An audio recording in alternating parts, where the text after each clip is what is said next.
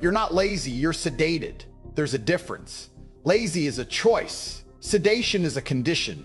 And you sitting there scrolling, switching tabs, chasing microdopamine hits like a lab rat in a cage. You're not weak, you're chemically hijacked. That's worse. Because at least the lazy man knows he's choosing comfort over conquest. But the overstimulated man, he thinks he's trying. He thinks he's busy. He thinks he's busy. He thinks he's figuring it out. Meanwhile, his brain is being microwaved by notifications, short videos, artificial validation, synthetic outrage. You don't lack ambition, you lack silence. And without silence, there is no clarity. Without clarity, there is no direction. Without direction, there is no power. You are not tired because you work too hard. You're tired because your nervous system hasn't shut up in 5 years. Let's talk about the truth nobody wants to admit. The modern world is not built for your success. It's built for your consumption. Every app on your phone is engineered by teams of neuroscientists whose sole mission is to keep you hooked. You think you're casually checking social media? No. You're entering a psychological casino designed to extract your attention like a tax. And attention is your most valuable asset, more valuable than money, more valuable than connections, more valuable than time. Because where your attention goes, your life follows. You say you want wealth. You say you want discipline. You say you want dominance in your field, but your attention is scattered across 1,000 digital fragments. You can't build something monumental with a fractured mind. You're not lazy. You're overstimulated to the point of paralysis. Look at your day. Wake up, phone, scroll, messages, news, shorts, reels, notifications, dopamine spike, another spike, another. By the time you sit down to work, your brain has already run a marathon of artificial excitement. And then you wonder why normal tasks feel boring. Of course they do. Real progress is slow. It's quiet. It's repetitive. It's often invisible. But your brain has been trained to expect fireworks every 7 seconds. So when faced with reality silence, effort, delayed gratification, it screams, "This is unbearable." That's not laziness. That's withdrawal. That's not laziness. That's withdrawal. You're a dopamine addict, trying to live in a world that requires discipline. Let me give you the harsh reality. High performers are not superhuman. They're less stimulated. They have fewer inputs, fewer distractions, fewer cheap thrills. Their brains are not constantly flooded. So when they sit down to work, their baseline dopamine is lower, which means normal effort feels engaging instead of painful. You, on the other hand, have raised your baseline so high that normal life feels like a black and white movie. And here's the brutal part, the world will not slow down for you. While you're overstimulated and stuck, someone else is operating in silence. Someone else has turned off notifications. Someone else is training their focus like a weapon. And that person is going to outcompete you. Not because they're smarter, because they're clearer. Life is war, not with guns, with focus. Imagine your mind as a battlefield. Every notification is an enemy drone. Every clickbait headline is artillery. Every endless scroll is a psychological airstrike. You think you're casually browsing. In reality, your cognitive territory is being occupied. And once occupied, it cannot produce. A general who allows constant invasion cannot plan conquest. A king who allows constant noise cannot strategize expansion. A man who allows constant stimulation cannot build empire. Your duty is to defend your attention, because attention is sovereignty.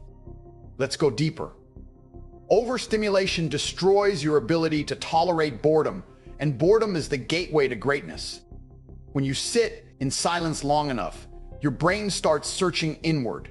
It starts generating ideas. It starts connecting dots. It starts confronting truths you've been avoiding. That's uncomfortable. So you escape back into stimulation.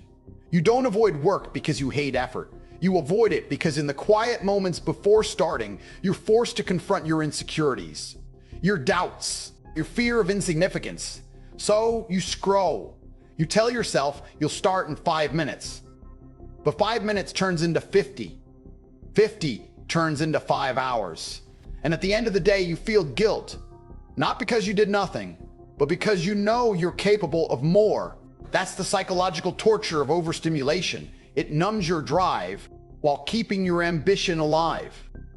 You're stuck between potential and paralysis.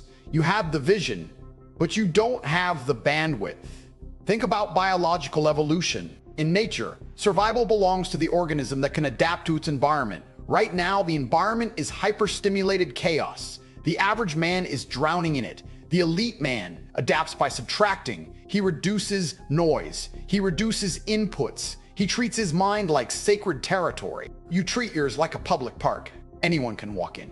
Any idea can plant itself. Any algorithm can manipulate your mood. Then you wonder why you feel scattered. Because you are. Focus is not something you magically gain. It is something you reclaim. You were not born with a fragmented mind. As a child, you could stare at a single object for hours. You could immerse yourself in one task completely. That capacity didn't disappear. It was hijacked. Reclaiming it requires discomfort. It requires you to sit with the itch, the urge to check, the craving for novelty. You must feel it without obeying it. That's discipline. Not waking up at 5 a.m. for a week and posting about it. Real discipline is resisting the micro impulses that nobody sees. It's choosing to read when your brain begs for video. It's choosing to build when your brain demands entertainment. It's choosing conquest over consumption. And understand this, overstimulation doesn't just kill productivity, it kills masculinity. Because masculinity is direction. It's the ability to pick a target and move toward it with unwavering intent. But when your mind is overstimulated, your intent dissolves. You become reactive instead of proactive. You respond instead of initiate. You become a consumer of other men's creations instead of the creator of your own. That is psychological submission. You say you want to be powerful. Power begins with control. Control of your body, control of your time, control of your attention. Without control of your attention, without control of attention, everything else collapses. Let me ask you something brutal. When was the last time you sat in a room with no music, no phone, no screen, and just thought? Not for 30 seconds, for an hour. If that idea makes you uncomfortable, that's the evidence. Your nervous system has forgotten how to be still. And stillness is where strategy is born. In high-stakes chess, the amateur moves quickly, impulsively, reactively. The grandmaster pauses, studies, anticipates 10 moves ahead. Silence is his weapon. Right now, you're playing speed chess against life. Click, swipe, react, repeat, and you're losing. Because monumental achievements require depth. Depth requires focus. Focus requires elimination of noise. You don't need more motivation. You need fewer distractions. Stop blaming yourself for being lazy. That label is convenient. It absolves you of responsibility. Because laziness feels like a personality flaw. Overstimulation is a behavioral pattern. And patterns can be changed. But only if you're ruthless. Delete the apps. Turn off notifications. Schedule boredom. Yes, schedule it.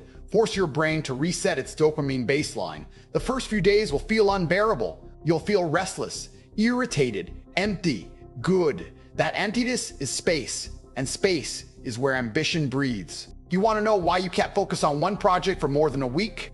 Because your brain is addicted to novelty. The moment progress becomes slow and incremental, it seeks a new hit, a new idea, a new opportunity, a new distraction disguised as research. Conquest does not happen through constant switching. It happens through sustained pressure. Water cuts through rock, not because it's powerful in one moment, but because it's powerful in one moment, but because it's relentless over time. You lack relentlessness because your attention is fragmented, and fragmentation is the enemy of greatness. You have to decide, are you going to be a man ruled by impulses, or a man ruled by impulses? Or a man ruled by intention, because you cannot be both. Intention requires hierarchy, a clear chain of command inside your mind. This matters, that does not. This moves me forward, that keeps me stagnant. Right now, everything feels equally urgent. Every notification feels important. Every trend feels relevant. Every piece of information feels necessary. It's not. Most of it is psychological junk food, and you're bloated on it. Your brain is full of noise, full of comparison, full of outrage, full of useless data. There's no room left for strategy. You don't need more input. You need filtration. Imagine your mind as an elite military unit. Would you allow random civilians to run into the command center shouting opinions? No, you'd guard the entrance with absolute authority. But with your phone, you allow millions of strangers direct access to your consciousness. And then you wonder why you feel unstable. This is not about hating technology. It's about mastering it. The elite use technology as a tool. The average are used by it. There's a monumental difference. One builds empires. The other builds screen time statistics. You say you want to change your life. Good. Then understand this. The first conquest is internal. Before money. Before status. Before respect. Control your attention. Sit in silence. Let your brain detox. Feel the discomfort without escaping, because on the other side of that discomfort is clarity. And clarity is lethal. A clear mind makes decisions quickly, executes ruthlessly, ignores nonsense, pursues objectives with surgical precision. An overstimulated mind hesitates, doubts, second guesses, seeks validation.